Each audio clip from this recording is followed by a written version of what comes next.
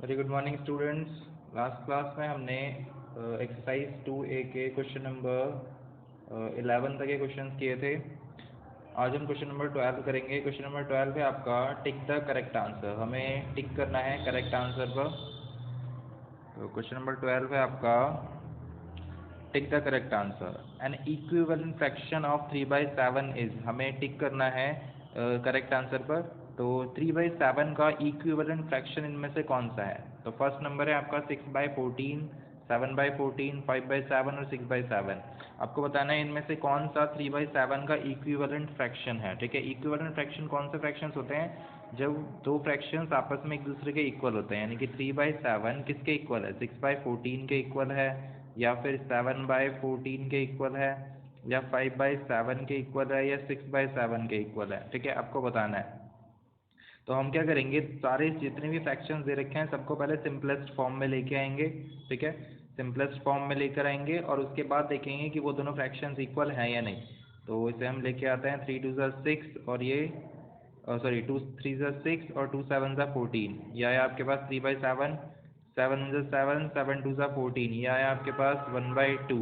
ये है आपके पास 3/7। ये 5/7 और इसका सिंपलेस्ट फॉर्म नहीं होगा। 6/7 इसका भी simplest.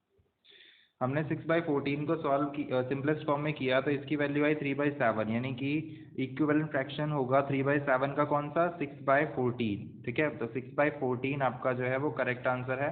Equivalent fraction of 3/7 is 6/14। ठीक है, नेक्स्ट है आपका among the fractions 2/5, 4/7, 7/9 and 3/4 the greatest one is. इनमें से कौन सा सबसे बड़ा फ्रैक्शन है?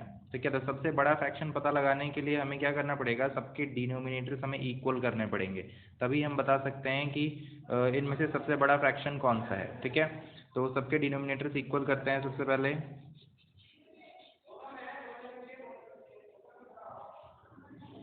तो फर्स्ट है आपके पास 2/5, 4/7, 7/9 एंड 3/4। ठीक है, तो ये है आपके पास, ये चार नंबर्स हैं। आपको बताना है कि इनमें से सबसे ग्रेटेस्ट नंबर कौन सा है, ग्रेटेस्ट फ्रैक्शन कौन सा है। तो इसके लिए हमें क्या करना पड़ेगा, सबके डिनोमिनेटर्स इक्वल करने पड़ेंगे।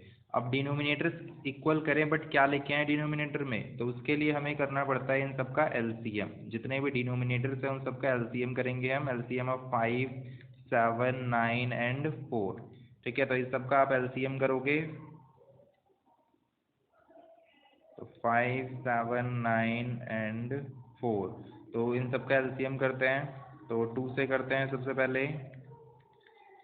2 के टेबल में 5 भी नहीं जाएगा, 7 भी नहीं, 9 भी नहीं, 2 2 4 एंड देन 2 1 2।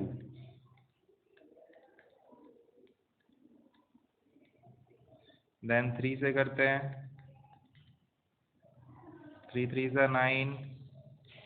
देन अगेन 3 से,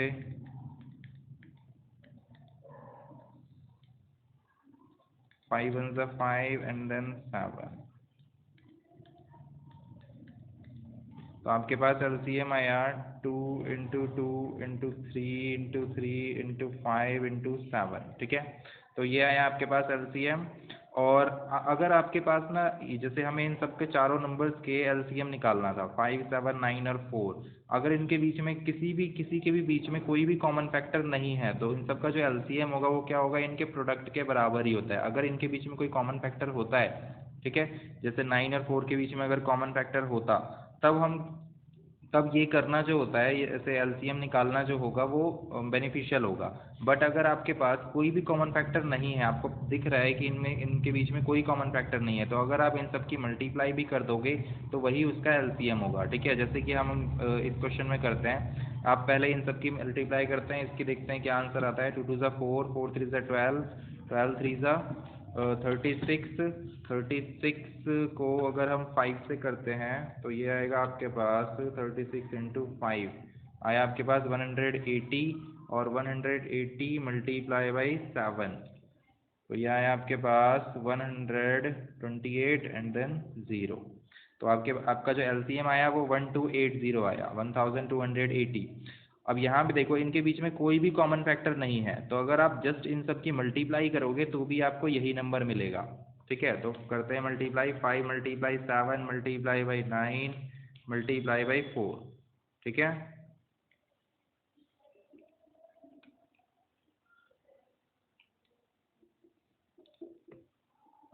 ये आपका 1280 नहीं, आपका 1260 आएगा, ठीक है, 1260।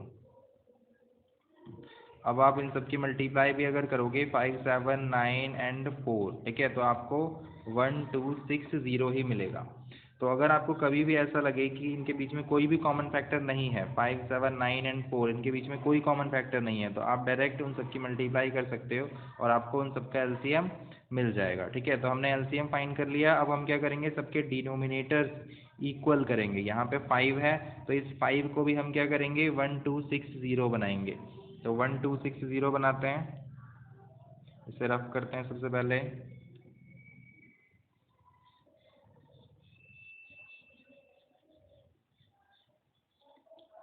तो फर्स्ट नंबर है आपके पास 2/5। तो इस 5 में ऐसा क्या मल्टीप्लाई करें कि 1260 आ जाए, ठीक है।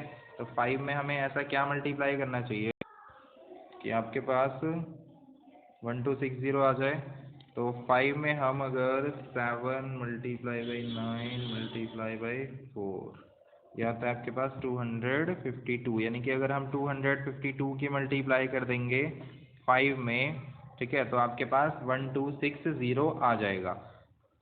तो अब हम क्या करेंगे, 252 से न्यूमरेटर एंड डिनोमिनेटर दोनों की मल्टीप्लाई करेंगे, न्यूमरेटर एंड डिनोमिनेटर, ठीक है। तो 252 की 2 से मल्टीप्लाई करेंगे तो ये कितना आएगा आपके पास, 2 2 ज़ा 4 एंड 25 2 ज़ा 50, तो 504, और नीचे में आपके पास आ जाएगा 1260 डिनोमिनेटर में। नेक्स्ट नंबर है आपके पास 4/7। तो 4/7, अब 7 में ऐसा क्या मल्टीप्लाई करें कि 1260 आ जाए। तो 7 में मल्टीप्लाई करना चाहिए हमें 9 इंटू 4 इंटू 5, तो 180। तो 7 में हम अगर 180 की मल्टीप्लाई करेंगे तो आपका आ जाएगा 1260। तो हम क्या करेंगे, न्यूमरेटर एंड डिनोमिनेटर दोनों में मल्टीप्लाई करते हैं, कभी भी सिर्फ न्यूमरेटर या डिनोमिनेटर में मल्टीप्लाई नहीं की जाती, ठीक है। तो अब 18 4 आपके पास हो गया 72 एंड देन 0 एंड 187 आपके पास हो गया 1260, ठीक है। नेक्स्ट नंबर है आपके पास 7/9।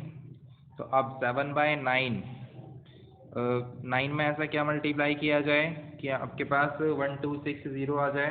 तो इसके लिए 5 मल्टीप्लाई बाई 7 मल्टीप्लाई बाई 4, तो 140 की मल्टीप्लाई करने से आपका 9 से आप 140 की मल्टीप्लाई करोगे तो 1260 आ जाएगा, ठीक है। तो 140 की मल्टीप्लाई करते हैं 7 से, तो यह आएगा आपका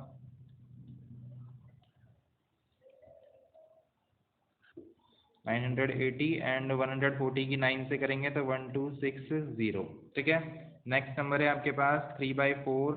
अब 3/4 में ऐसा क्या मल्टीप्लाई करें कि 4 में ऐसा क्या मल्टीप्लाई करें कि 1260 आ जाए। तो 4 में हमें मल्टीप्लाई करना चाहिए 9 इंटू 7 इंटू 5, तो यह है आपके पास 315, ठीक है। तो 315 की मल्टीप्लाई हम न्यूमरेटर एंड डिनोमिनेटर दोनों में करेंगे। तो 315 की मल्टीप्लाई अगर आप 3 से करोगे तो यह आएगा आपके पास 945 एंड डिनोमिनेटर में 1260।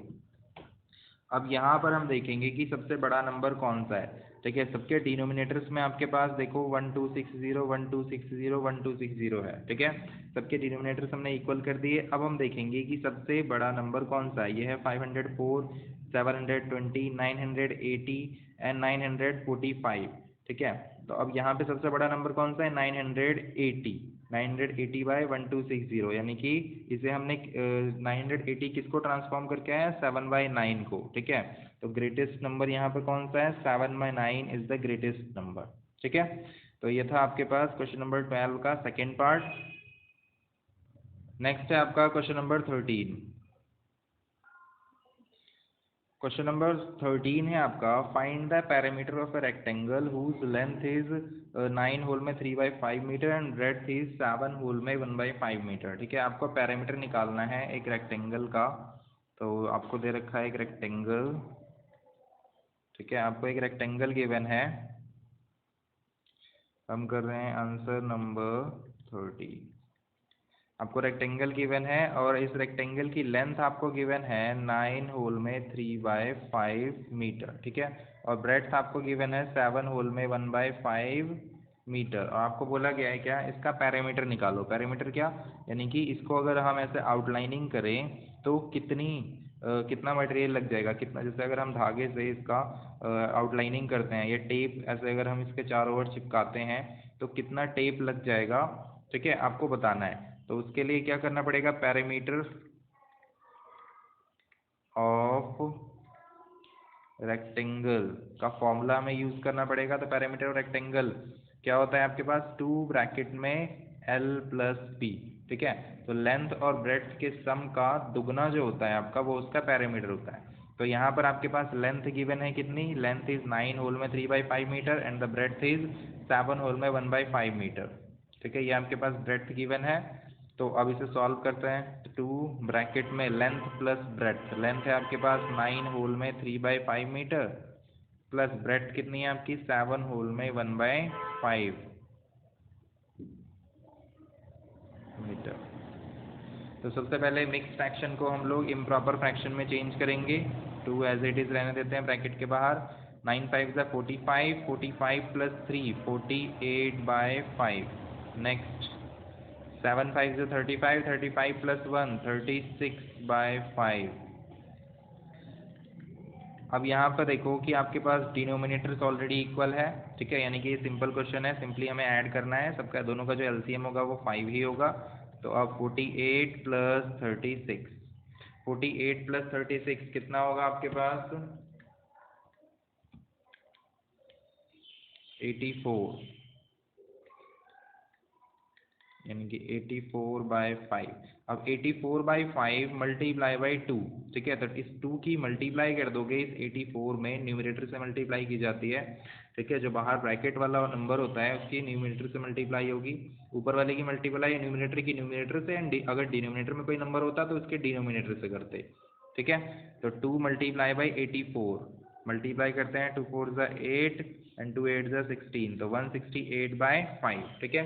अब इसे हम मिक्स फ्रैक्शन में लिखेंगे क्योंकि हमारा जो पैरामीटर था वो भी मिक्स फ्रैक्शन में था, ये इम्प्रॉपर फ्रैक्शन है। तो इम्प्रॉपर फ्रैक्शन को हमेशा मिक्स फ्रैक्शन में करके आंसर बताया जाता है। तो मिक्स फ्रैक्शन में चेंज करते हैं इसे।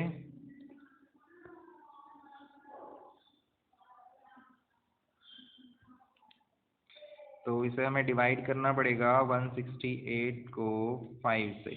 तो 5 3 15, रिमाइंडर 1 बचा, 8 अगेन 5 3 15, रिमाइंडर 3 बचा, ठीक है।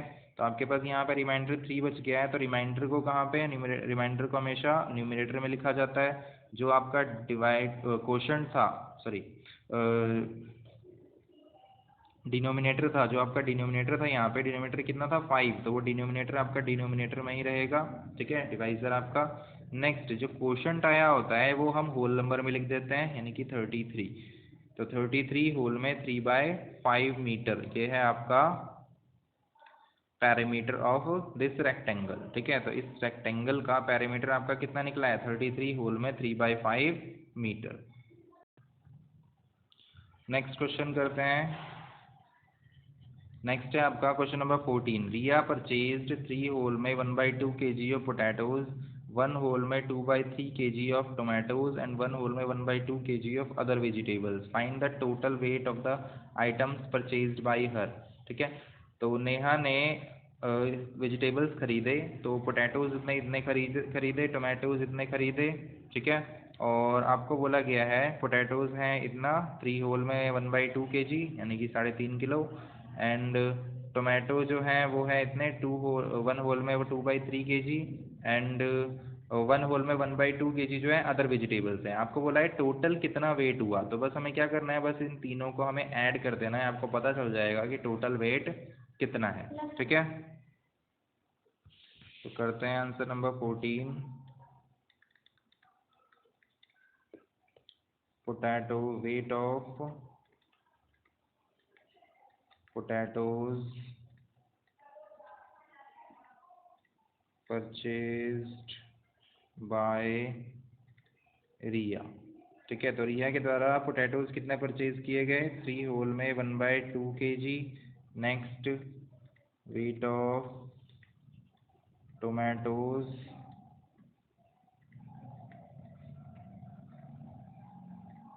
Purchased bye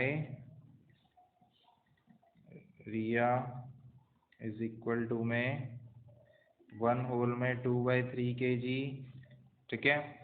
and weight of other vegetables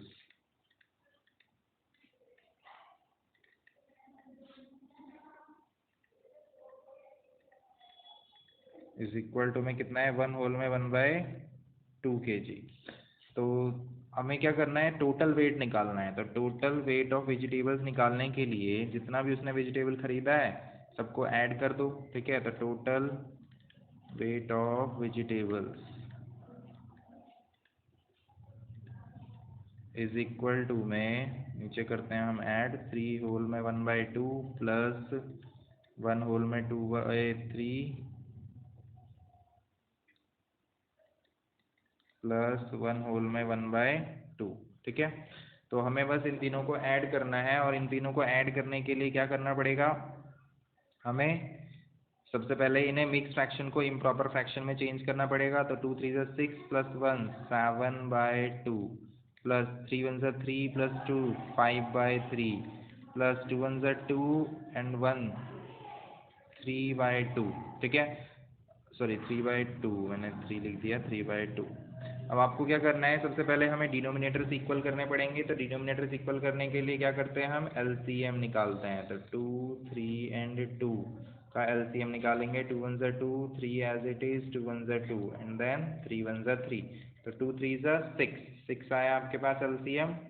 अब उसके बाद क्या करते हैं, हम इस डिनोमिनेटर से इसे डिवाइड करते हैं। तो 2 के टेबल में 6 कितनी टाइम्स में आएगा, 3 टाइम्स में।